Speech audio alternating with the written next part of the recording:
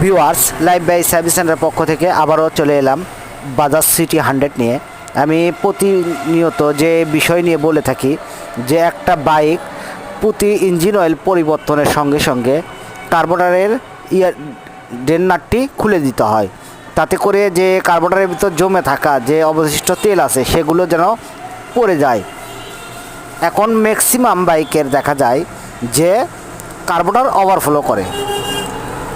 আমরা সাধারণত যে কাজটি করব সেটা হচ্ছে প্রতিটা ইঞ্জিন অয়েল পরিবর্তনের সঙ্গে সঙ্গে আমরা কার্বোরেটরের ড্রেন নাটটি খুলে দিয়ে তেলটি ফেলে দেব, তাতে করে কার্বোরেটর ওভারফ্লো থেকে অনেকটা সমাধান পাওয়া যাবে।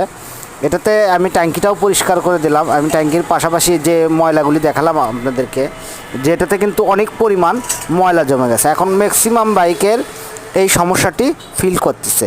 সবাইকে অনেক অনেক ধন্যবাদ।